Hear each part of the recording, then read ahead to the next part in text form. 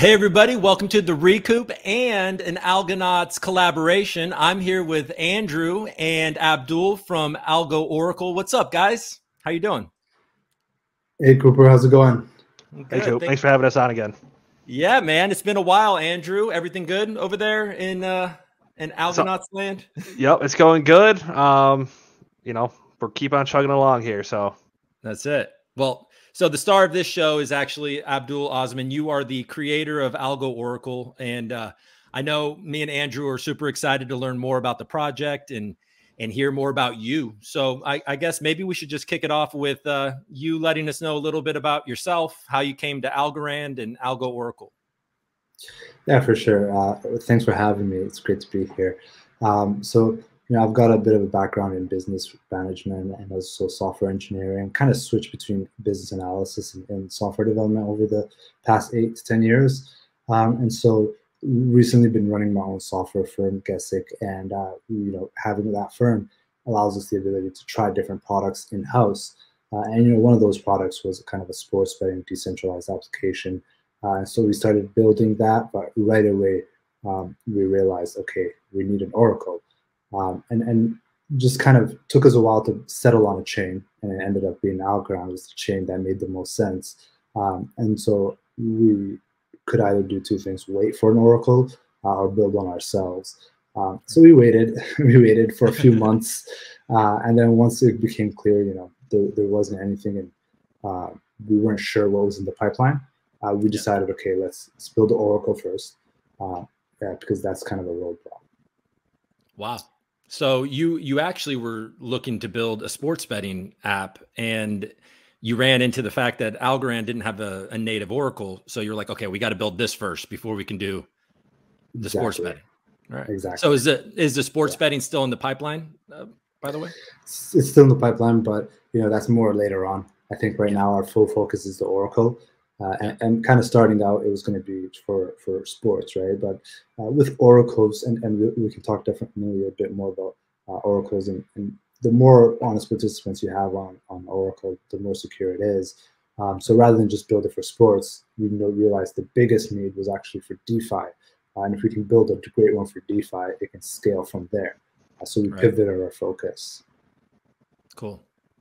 All right. Well, and Andrew, you chime in anytime. I was just going to ask one more question. And just for anybody out there that's kind of like, what is an Oracle? You know what I mean? Like, I know there's got to be some people out there being like, okay, an Oracle, like, okay, what exactly is that? We hear about it, but what is it? Yeah. So, I'm building the sports betting app, right? And I need to get the scores. I need to get the odds. I need to get the results. And obviously on chain, you cannot get that information. It happens in the real world and external world. So the question is, how do I get that external data onto my smart contract where I need to settle bets? The answer is using an Oracle. And I guess it comes from, the Oracle at Delphi, where they know something you don't, right? So an Oracle is that interface to the outside world. Absolutely. And see, did you hear what he just said about Delphi? I did. Yep, I did. Sorry, on the in the Algonauts Discord, like 20 minutes ago, I made a joke about Delphi, and everyone was like, "What?" Anyways, so I just literally referenced that over there, and there was crickets. It was crickets. It may have helped. I've just been doing oracles all day, every day for the past 7 months. So small advantage. Yeah. Okay. So, do you have a question, Andrew? What are you thinking over there? I was really interested to hear that you guys first started with the sports betting. I didn't know that about you guys, but I'm super excited to have an Oracle on chain. Like you said, there has been nothing up until now. I'm sure there's some possibly working on behind the scenes, but nothing that I'm too aware of. So I know you guys are pretty far along, and it's something that Algorand really needs to get the DeFi, up and running. Super excited to see what you guys build out. So you said that you were working on oracles for 7 months. So that's been about the timeline thus far for Algo Oracle. You guys are kind of newer on the scene for me, but obviously I know for development you kind of lay low, and then as you get closer and closer to launch, you start to get a little bit more exposure. Yeah. Yeah, I mean, I've heard that you know, there was some sort of relationship between Chainlink and Algorand. What's the difference between having a native Oracle and like integrating something like Chainlink? Or what are the advantages really? Yeah, so we've built focusing on Algorand. How do we make an Oracle that reduces the most friction for an application built on Algorand? When Chainlink built their Oracle, it was more for Ethereum, the EVM network. And that's why it was really easy for them to scale to other EVM networks and become available. And for them to kind of come to Algorand, they need to do a lot of rewriting to suit that. So essentially, a native Oracle means it can work with Algorand. For Chainlink to do that, they'd have to focus on getting that written up for Algorand. Oh, got it. Yeah, I don't know what I had seen, but there was some announcement last year or something that Chainlink was providing some information or was doing something with Algo. Maybe I'm misremembering that, or so just so in summary, before we move forward. So basically, these smart contracts need information. They need outside information that is not on chain. It's coming from the real world, like weather and sports and all of these things, all the different types of information that, you know, a smart contract needs in order to execute, or, you know, stock prices and all of these things. So that's basically what an Oracle is.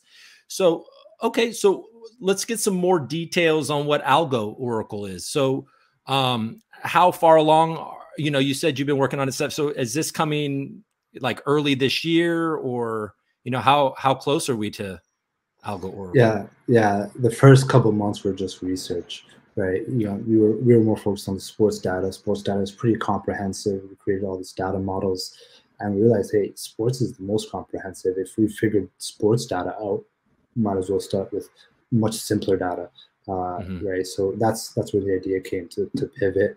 Really, we started seriously building it in September when the Encode Algorand hackathon was announced, and ended up winning first place in that hackathon. And that's when I really knew I had something on my hands, kept building it out. By November, we started working with the foundation, with the Price Oracle Super Grant. And it was a lot of, you know, us working behind the scenes after that hackathon. And then December 20 is probably when the community at large heard of us, when we started our media campaign. We wanted to build a community before we launched, because, you know, the more community members helping out various areas in the project, the more secure it'll be overall. So we're working with a few data consumers, a few data providers, and ideally we're targeting a April launch for the price feeds on global state.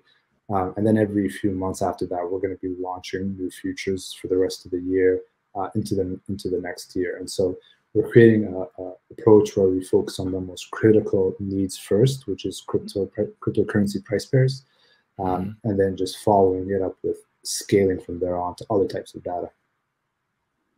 Cool. What is Algorand relying on right now? I mean, is there any kind of that off-chain information, or is that like how are smart contracts getting their information currently? Really, it's a lot of ad hoc solutions people building. And one of the ways we thought about building it originally was kind of building something just for ourselves, connecting an external API into our smart contract. Then, you know, it's not necessarily decentralized anymore. In a lot of cases, you have that kind of single point of failure. So a decentralized Oracle is really what's missing from the system. Gotcha. So yeah, you can build your own thing, but then, you know, you can, if it's done by one organization, it can be manipulated. It can, if it goes down, all the information doesn't come through. So obviously a decentralized, And the whole point of decentralization is I can look and I can see everything that's happening. Right? I can participate. So when you create a centralized feed, that means there's one key piece that we don't know about. You're using some sort of cloud provider, and you know, we're basically trusting whoever that feed provider is, whether if it's the project team or anything, to provide those feeds. And generally, it's not a problem, but decentralization is generally the goal. So is there any like sort of fail safes for if you believe like bad data is coming through the Oracle? Is there some sort of fail safe that you have programmed in there, or is there anything that could mitigate bad data coming through? Yeah. So right after we won the hackathon, the first thing we realized was we need mathematicians and statisticians on the team. We hired a couple of them to really build out what that safety mechanism looks like. We looked at the last 3 years of historical data. We looked at how prices vary. We looked at what formulas you can use to make data safe. And ultimately, there's the decentralization model. There's the aggregation where you have many different data providers provide feeds. Then you have the statistical analysis on-chain or off-chain where it aggregates the data and cuts out outliers and things like that. So that's the second layer of security. Then finally, the final layer, like the last mile, is when the data actually gets to the smart contracts. All that data will be on the website, and you have bounty hunters, like people like us, who can always be on the website looking at the feeds. And if anybody spots something, that's where the bounty hunting kicks in, where you can report a feed. And if enough people report on it, if enough people vote on it, that will be marked as malicious. Got it. Is there going to be, so we're talking about a decentralized Oracle, and I sent an email about possibly being a node runner. What, how many, how is that process going to work? Or, what do you need actually to run a node in your network? Yeah.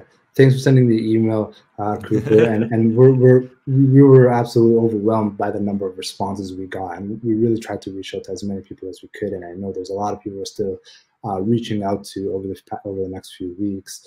And a node runner, essentially, they need to guarantee some sort of uptime, right? Whether we're running it on a home server or a cloud server.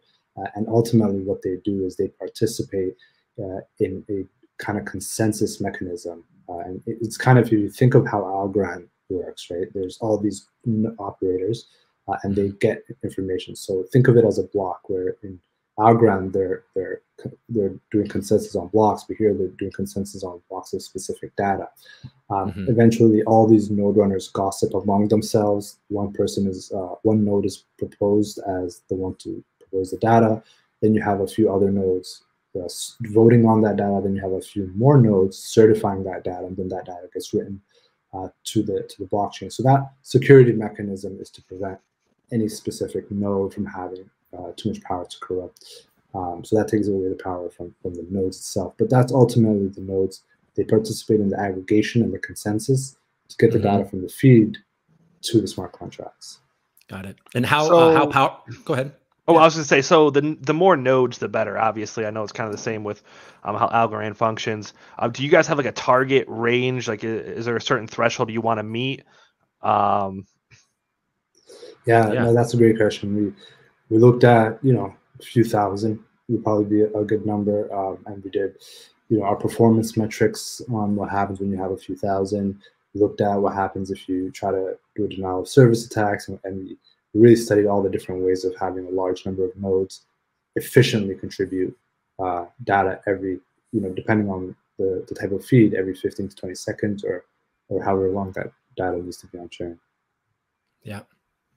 I saw a Reddit post of a guy recently saying that he tried to, take down Algorand with a whole bunch of spam. Like Solana recently went down, or, I think it's Solana and Polygon just kind of got somewhat broken by that, and like he couldn't do it on Algorand, which is obviously probably a strength and a reason why you might want to be building on Algorand.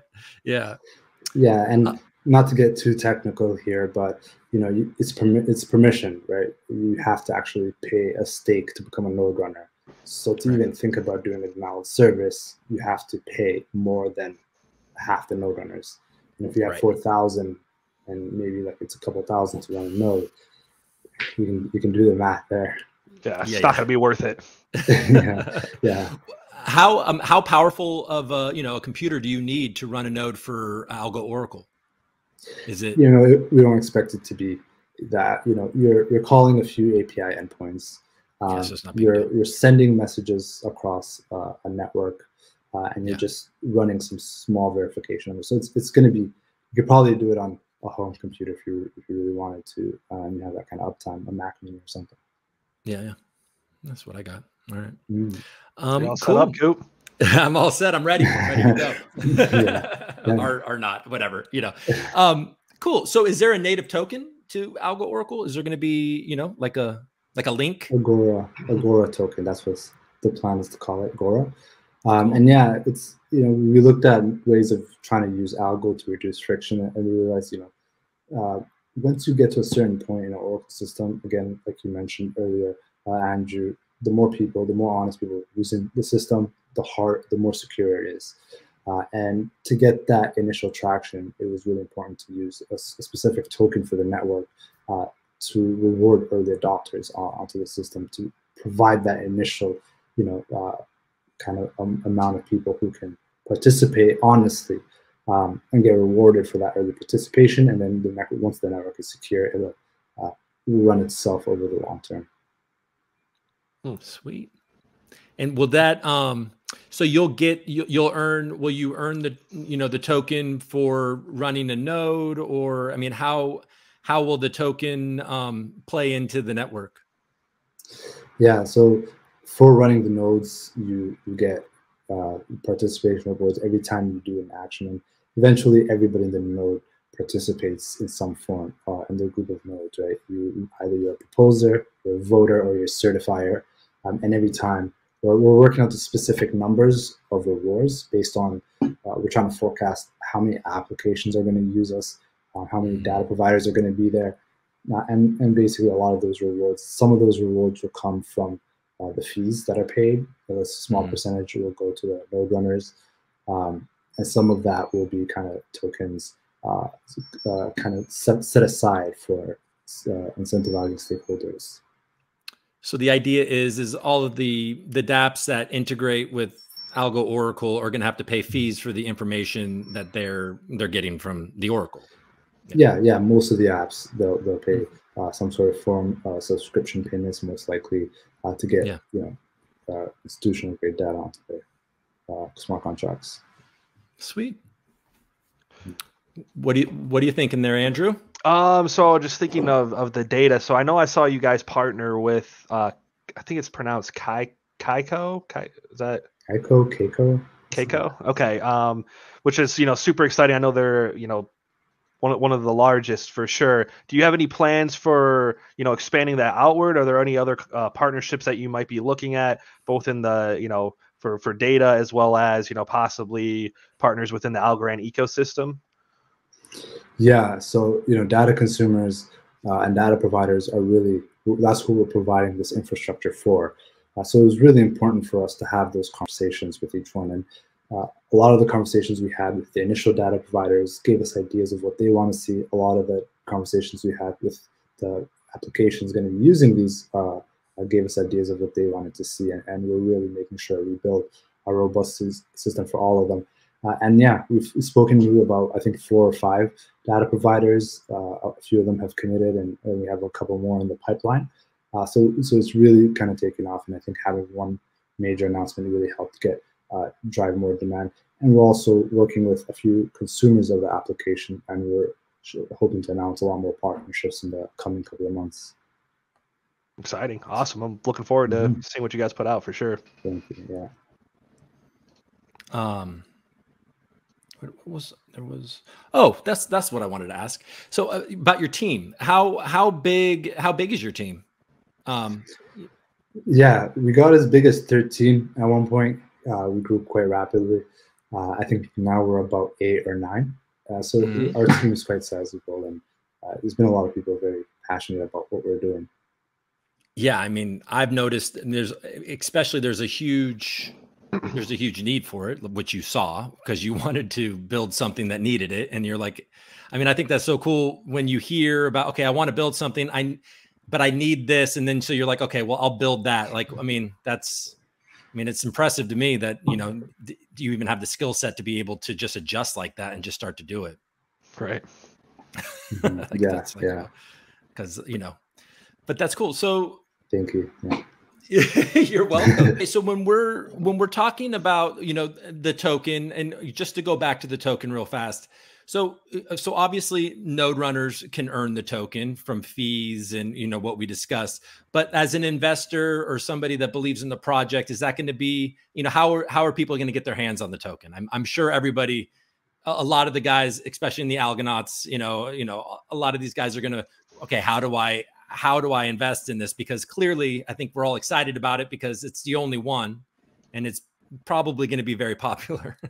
You know? Yeah, absolutely. And we're very excited about the tokenomics report and kind of releasing that to the public. We're working with Brightnode, a tokenomics consulting firm who has a lot of experience in that space. We want to get it right. We'll definitely be sharing it with some of our partners and going into it deeply. But yeah, having the token, you know, helps you create demand. It also will allow for governance down the road. You know, we're building a decentralized system, and there are other benefits to holding the token.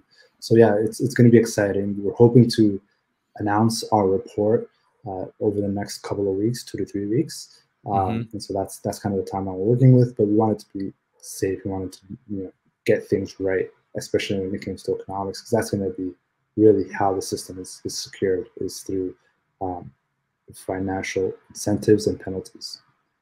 Yeah.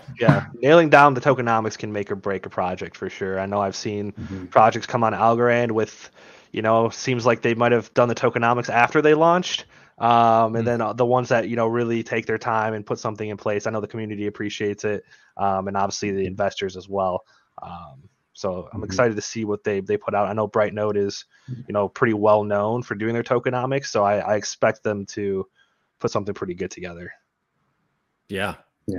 Yeah. And you mentioned earlier, you know, we're, you know, me and Shaman spend a lot of time on Discord with a group of guys. We're all pretty passionate about Algorand. We like to talk about Algorand. We believe in Algorand. We're heavily invested in Algorand. And you'd mentioned you saw that Algorand was the best choice. I mean, maybe you could, you know, expand a little bit about, like, you know, what was it about Algorand? Which blockchains were you looking at when you were deciding where to go?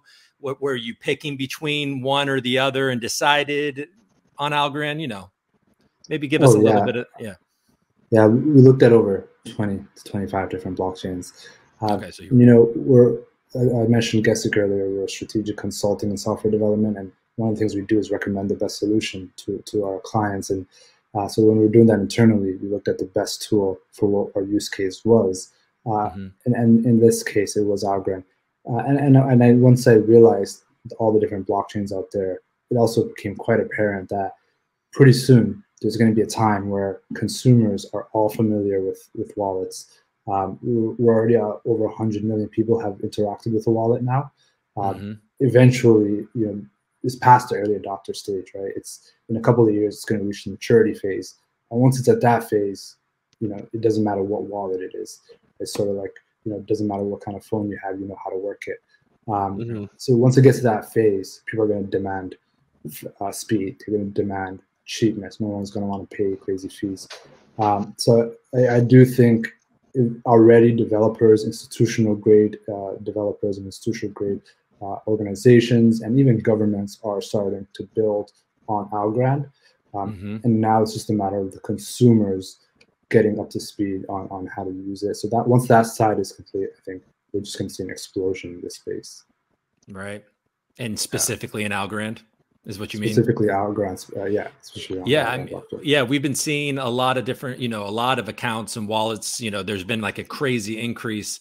So there seems to be something happening in the background. And it's obviously, you know, Algorand with the retail space is a little still under the radar, but it does appear to me that, you know, we're on the incline for sure. And then so much stuff coming the next, you know, 6 months to a year. You know, you can bring in online an Oracle, which a lot of people who want to build out on Algorand right now are probably hesitant. You know, obviously Abdul was saying for the original sports betting idea, he was kind of waiting. And so I think once an Oracle's online, I think we'll see a lot more projects come over.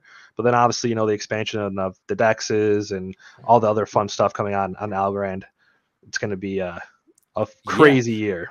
Are you hearing from a lot of different projects being like, hey man, how far along are you guys? Because we're looking to go. Yeah, absolutely. And that's probably why we're taking our time to get back to node runners like you, Coopers, because we are prioritizing the consumers that are using the app and the data providers. And we're even getting institutional grade data providers messaging us saying, hey, we want to provide feeds. And we're getting a lot of customers that saying, hey, I'm building this application, or I have built this application. How do we get started?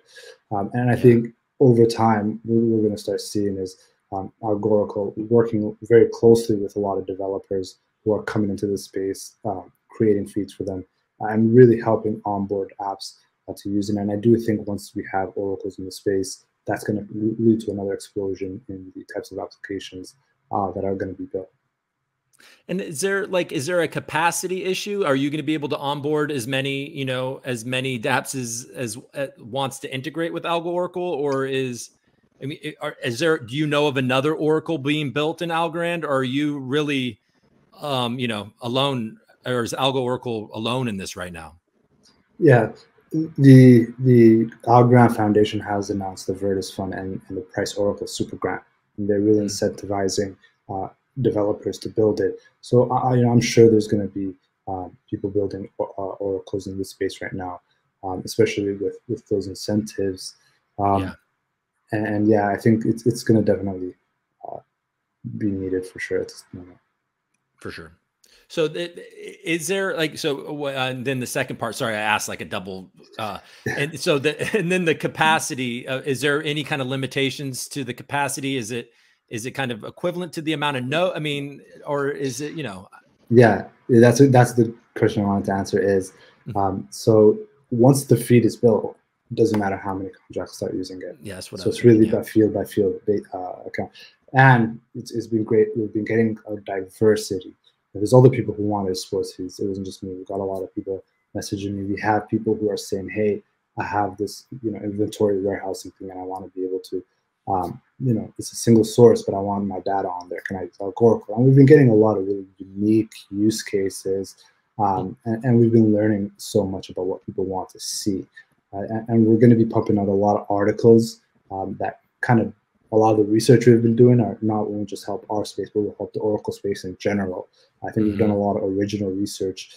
And really the only barrier is going to be get this feed, focus on price feeds, then focus on sports feeds. And then eventually the goal is to get to a point where data is standardized, the feeds are standardized, and anybody in the community can propose, hey, I want to start seeing, the number of stars in the night sky. Can people spin up feeds for that? And there'll be a mechanism for people to run their own feeds and get that process started, rather than kind of having one central entity creating feeds for everyone.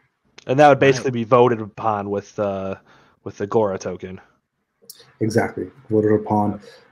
Eventually, you have enough stake, then that gives the incentives for, even if I don't know nothing about it, to go get that data, set up an API, and start. The earlier you are on that type of feed, the more rewards you get. So, got it.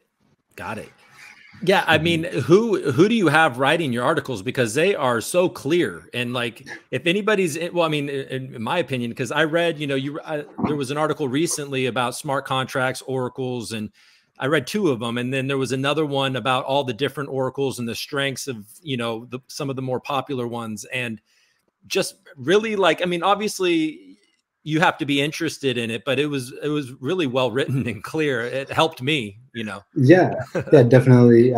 We have a technical writer on the team, SSM. He wrote those 2 articles. He's been doing great. And we're really happy to have him on board.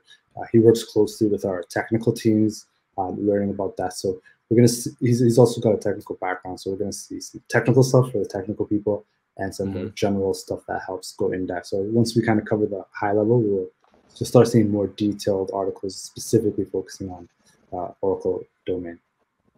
Cool.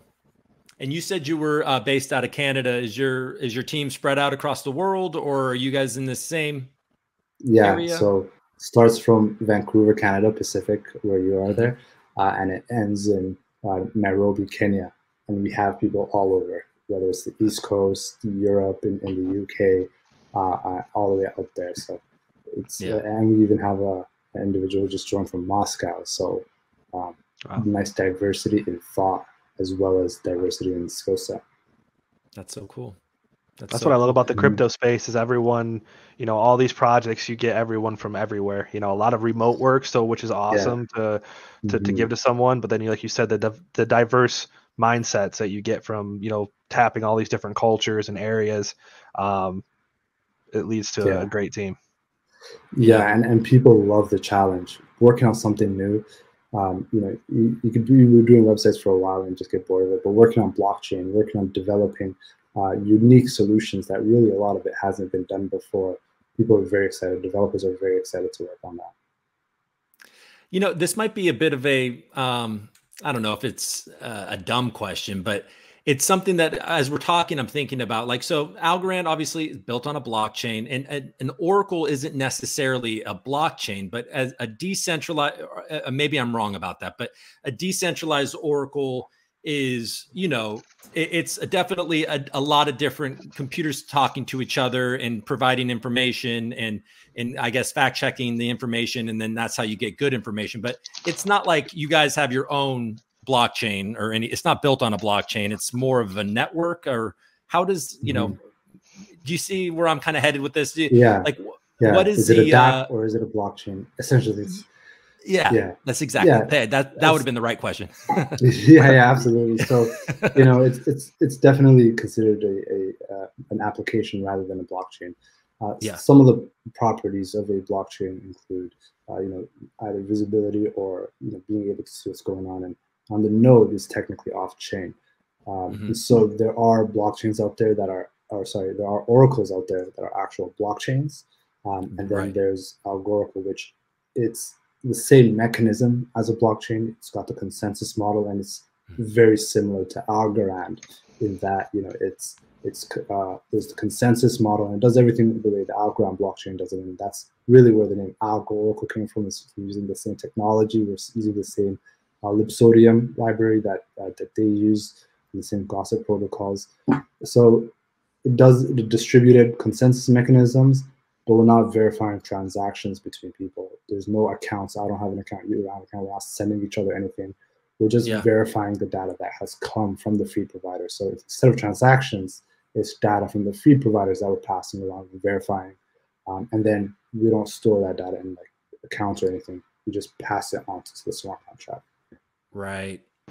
And so what is there another Oracle out there that is similar in scope to Algo Oracle on a different, you know, that provides data to different chains, or, you know? Yeah. I think a lot of oracles are more like side chains in a sense. They're so they kind of build, and there are other oracles as well that are similar to what we're doing an application. That's just really a node type thing. And so if you look around and in the Oracle space, surprisingly, if you look at the market cap, it's only 0.59% of the overall market cap in the industry. And so obviously there's the one big player, and they have Chainlink, they have their own chain. And there's all these other ones that do applications, others that are just nodes. And so it's a really diverse field when you look at all the different things, and everybody's solving it in a different way. And this is just one of the different ways to do it. Right. Now, could Algo Oracle, could that integrate with other chains and provide data there? Is that something that would be flexible enough, or because it's based on the way Algorand works, it's specific to the AVM and, you know, and this ecosystem? The part that interfaces with Algorand is specific to the AVM.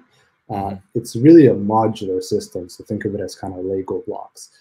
And everything we did was create a bunch of these Lego blocks, and we put it together. And so the Lego block that connects to the Algorand blockchain could, in theory, be swapped out for one that connects to other blockchains. And although we're not limited to that, we haven't really been thinking about that. We have built it in a modular way, but our full focus right now is just on the Algorand blockchain. We're really betting big that it's going to be the next big blockchain. It's going to be huge. So all our focus has been on that. Good. I'm glad I'm not alone in that. I'm glad I'm not alone. Yeah. What you got? You got anything else? Anything? Do we leave any stone unturned, Shaman? What are you thinking? I mean, I'm looking through some of the stuff, and you know, I think we touched on a lot of good things that Algo Oracle's, you know, bringing over here. I guess something I kind of like to ask is there anything that excites you outside of Algo Oracle on Algorand that you're looking forward to? Obviously, like you said, you know, you were looking forward to an Oracle. Now here you are building one. Is there something else that you think Algorand needs and that's just not there yet? Yeah. I'm a big fan of DEXs, and I know there's a lot of decentralized exchanges coming out.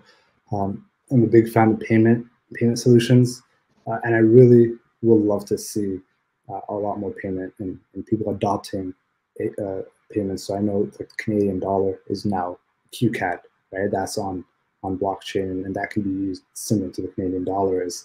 When you have an international team, you start to run into these really problems of financial exchanges and sending money. And we've seen the longest payments take place with banks, and a couple times payments get rejected, whereas the crypto ones have been so easy.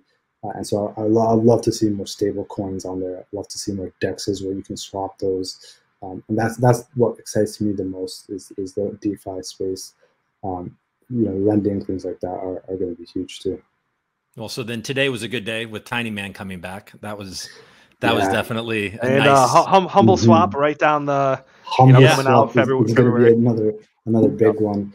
Yeah, Shaman just joined the team over there. Yeah, full disclosure, so there's a little bias there, but you know, I wouldn't have joined the team if I didn't believe in them. So I've had multiple job offers in the past for different, you know, places in the space, and they're the first one that's really gotten my attention. So it's they're definitely someone to look out for.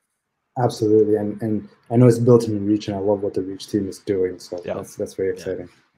And then when you said payments, you know, I read recently that there's integration with Alchemy Pay. Is that going to be helpful with ACH and Alchemy Pay? What did you see that? Yeah. No, I think I've been so buried in development. I've been missing a lot of news lately. So it's 2022 right now, just so you know. Yeah, it's 2020. Yeah. Okay. Yeah, I think January's almost over, which is That's crazy. Insane. Wow, it's the 19th already.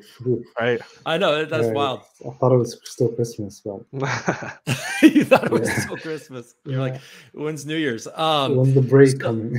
Yeah, when am I going to get a break? Oh man. Well, I mean, I, for one, am excited for, you know, I'm excited that there are these types of projects being built, and I appreciate you coming on, talking to us. Thank you know, unless you have some other questions, Andrew, I think I'm pretty satisfied. No, me as well. I mean, definitely would love to have you back on in, you know, a month or two. I know testnet's, you know, coming around, see where your developments are before you guys get on mainnet. Definitely would love to have you back on and then, you know, talk some more. Great. Yeah, it's been great coming on. Thanks for this opportunity. Absolutely. And thank you. Yeah. Great. Thanks, guys. All right, everybody. All right. Thank you. All right. Take it easy. Bye-bye. Bye.